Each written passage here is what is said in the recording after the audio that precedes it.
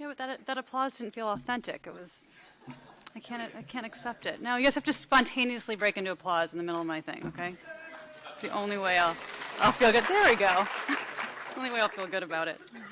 Again, thank you. I want to repeat some other people have said, but thank you so much for inviting me. There's nothing like spending time with a room full of amazing journalists. I get that opportunity almost every day at the Times.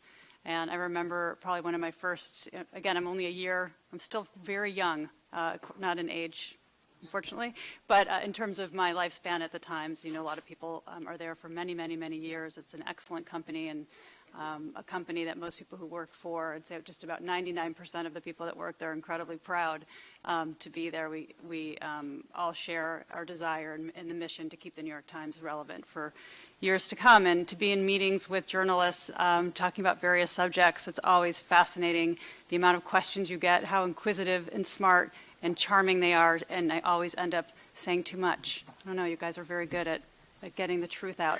So it's been an amazing experience being there. I wanted to, and thank you for inviting me here once again. I wanted just to talk about what we're doing in video and just start with why video. I think we've been talking about it a little bit in some of the talks that have been happening in the last couple days, today and yesterday. We've had video on the web since the late 1990s with QuickTimes and MPEGs, but with more powerful CPUs and increased bandwidth capacity, cheap digital cameras, and simple distribution platforms for sharing clips, we've now created and seen an incredible growth in video. And I think that these developments have allowed for a deluge of video on the web. And it's transforming the web from an information and text communications tool to a rich media environment for communications, context, and content. When the iPhone 3GS was launched on June 8th, 2009. My 3-year-old son at the time was most excited about the new Compass feature that had come out with that phone. But it actually turned out that there were a lot more people excited about the video capabilities that phone had introduced for the first time.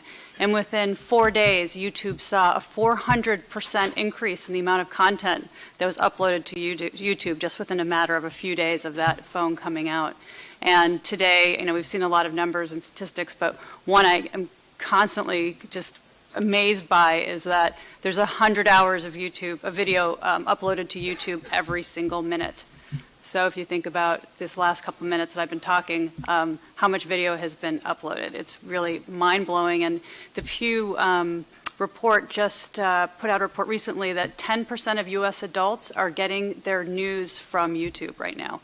So it's a very interesting time as this prevalence of more and more and more content and the position that YouTube has been able to take there. All of this growth in video has disrupted the television industry, as people have talked about, and now virtually everyone has the tools of production and the means of distribution. What used to be an industry that hid under the illusion that they had a secret sauce of what the public wanted to consume has now been exposed as what they really had: control over bandwidth and spectrum. The industry has been forced to transform itself and to adopt a more open source strategy where the next hit or star could come from such unlikely places as your cousin Vinny's Facebook page. What the traditional networks owned was programming and the ability to control what audiences could access. Today that has been disrupted, both by the aforementioned growth of YouTube, but I think more importantly by the excellent content creators that are finding new publishing platforms for potential audiences. Video has become an expectation of readers and viewers. It has the capacity to connect us together as a global community. As Kevin Kelly of Wired magazine wrote, we are witnessing the birth of a new culture around video communication. We are in the midst of becoming people of the screen. Famously, during the Iranian and later the Egyptian elections, mainstream media was struggling to find sources of information. Meanwhile, thousands of people were using social media to get their story told. We will continue to see video playing a crucial part in the tracking of important real-time events. And that brings me around to talk about how the Times is looking at the opportunity to use video in our daily report.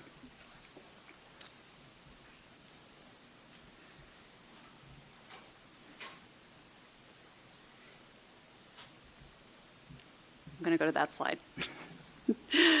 It begins here. These are our storytellers. These are the Times journalists. I remember when I got there, I was talking to Jill Abramson about just the amount of, it's stunning, how much content how much amazing storytellers we have just within the building and how many stories we're generating on a daily basis. At other companies I've worked with, a big part of my job is having outsiders come in and being able to sort of tell us ideas that we could be doing.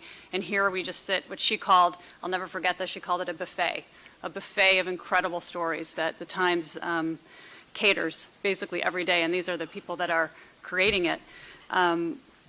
From Hollywood to the news networks to BuzzFeed to Huffington Post, the Times is the ultimate original source for interesting, credible, and compelling stories. Although social media can break a story, we are the source that can confirm it. Our job with video at the Times is to identify and develop these stories that we feel could benefit from sight, sound, and motion. In order to make the content discoverable, we have developed channels. We've developed channels of programming, content verticals, to organize the content. You will see these channels launched at the end of the month with the launch of Times Video. At the end of this month, on April 28th, we're launching a whole new redesign of the video library, and it will be called Times Video. And we even have our own tea, which we're really excited about, which you'll see on that day. Within each of these channels is original programming. Built around our journalists and popular columns, series like Modern Love, Science Take, and our daily Times Minute. By creating series, we can make them more discoverable and even more distributable across the web. Although most of our content is short form, 1 to 6 minutes, we see an opportunity for long form documentaries that we can deeply report, and we have such a capacity to do that, and we feel like with video we can tell these incredible stories. Adam Ellick, who's one of our award-winning senior video journalists, basically discovered Malala, is a great example. He discovered her way before she was shot. He had met her and realized what a phenomenal person she was, and started following her and understanding her family and her dynamics and what she was fighting for. And he recognized that long before mainstream media had been awakened to pay attention by the shots that ended up ringing out, and really compelled her and made her story after that. Hopefully some of you have seen the, whoops, no, don't do that right now. Don't do that. Sorry, guys. Now I know I'm part of this conference. You have to have a moment up here, apparently. That's how it goes. Hopefully some of you saw the documentary that we did about Christine Quinn, a candidate for, obviously, for New York City mayor in this past elections. It was a great example of our unparalleled access. We had complete access to her throughout her campaign, from the very beginning to the very end. We had an open door policy with her, and she really let us in. We first started shooting, and she was favored to win. There was no question about it. It really felt like Quinn's going to take it. And we were a little concerned on the video team, just in terms of every day we'd come back and we'd look at the footage and we'd say, what's the story here? She's going to win. Huge story, of course, that she's the first female, first gay mayor of New York, but we were having a hard time getting into who she was and how she thought about more of a dimensional person. Like we were getting kind of a very flat sort of reactions from her, and we were concerned. Where's the story? And I'll never forget the day that Brent McDonald, who's another award-winning senior video journalist, came back to the office, and he looked at me and he said, "Guess what? We're pregnant." And that meant that we had a story. That day, Dante's ad had run for his dad, and it also combined with the backlash she was getting from her term limit positioning when she was with Bloomberg. The polls started to rapidly decline. We had a story, and we were on the inside. I'm going to show you a look, if you didn't get to see it, of some of the highlights from this Times documentary called Hers to Lose. My main advice to her was to stay true, to run a good, honest campaign, and to not let the noise get in her head. Speaker Quinn gave Mayor Bloomberg a third term in a backroom. I don't like the idea of a queer running for office, okay? Oh, well, when I'm not yelling. She would be the first woman candidate, and she'd be the first gay mayor of New York. She's human. And people tend to think of elected officials as just people who this stuff rolls off their back. And I know there are some, who are probably like that. Chris is definitely not one of them. What's the difference? Right, you get your clothes? Yeah, I'll try something else.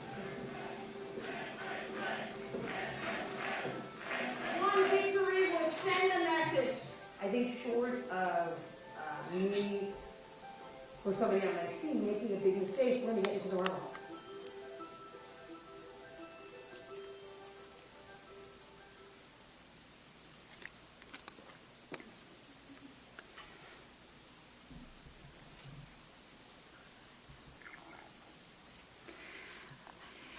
So we'll be doing more. We'll be doing more of Times documentaries. Some of them will be political in nature, and some won't be as focused politically as this one was. But we really feel like we have an opportunity to there. And as we've seen again, it's so great to be able to show metrics with video because there's always this incredible hockey stick. It's just growing and growing, and we're seeing even more consumption of long form video than ever before, both on mobile devices and on the web. As television continues to, network television news, as we all know, is starting to pull back on their reporting internationally, and they're closing down bureaus more than ever before. I think Al Jazeera has been incredible in investing and continuing to stay relevant internationally, even more so. They have, I think, over 80 international bureaus right now, which is outstanding. We think it's really important than ever to continue to grow our capacity to be able to report from the field with video. And as we know, video production, although it's getting less expensive all the time with the means of production becoming more accessible, it's still expensive. And so we have to figure out ways that we can capitalize on these boots on the ground that we have all around the world who are reporting. So in addition to premium video content, a pillar of our video strategy is to capitalize on these people. And we want to make sure as our journalists on the front lines that we have given them the tools to be able to tell the story and to be able to share what they're witnessing. So we currently have trained over 100 journalists in the techniques of shooting video on their iPhones.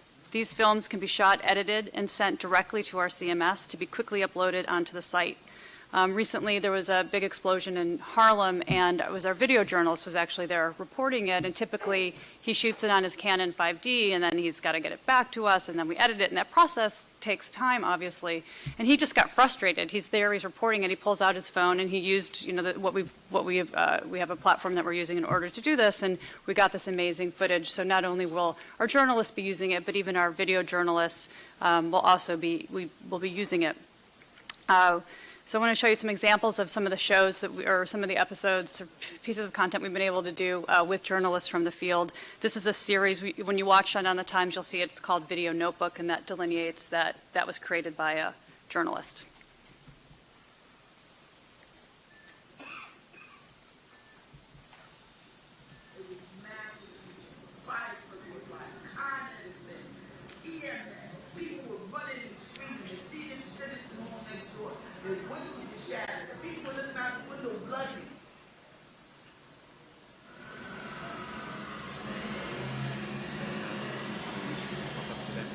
Yeah, I can do that. Yeah. About 4 years ago, the sports world turned its attention here, to Bakariani, a skiing village in the Republic of Georgia. Nodar Kumatashvili, a luge athlete who was the pride of this town, was set to compete in the Vancouver Olympics when he was killed in an accident during a training run just before the games began.